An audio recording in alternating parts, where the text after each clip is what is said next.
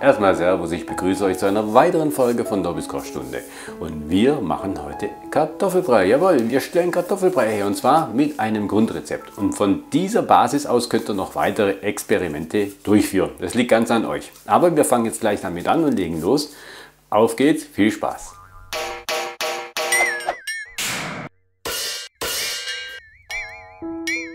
Aber zuallererst kochen wir jetzt erstmal die Kartoffeln. Ja, und ich mache meinen Kartoffelbrei aus Pellkartoffeln.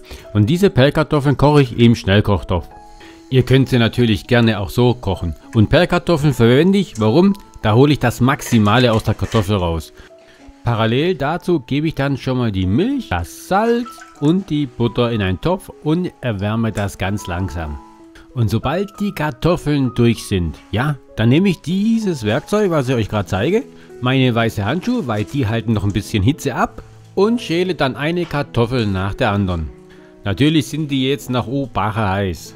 Das ist ja auch das Ziel. Denn sobald die Kartoffeln geschält sind, wenden wir uns wieder den Herd zu, nehmen eine Muskatnuss, reiben sie frisch in den Topf hinein.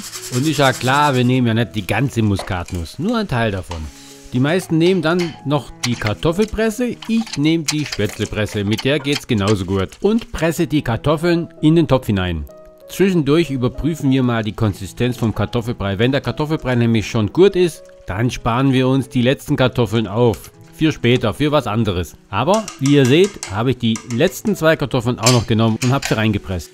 Ganz wichtig, dass ihr das Ganze von Hand durchrührt. Mit dem Schneebesen. Ja, nicht mit dem Mixer oder sogar mit dem Pürierstab.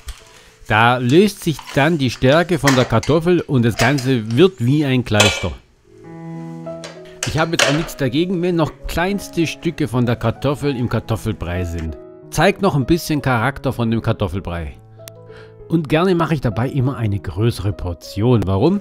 Mit dem Rest vom Kartoffelbrei kann man noch andere Sachen machen, wie zum Beispiel Schupfnudeln.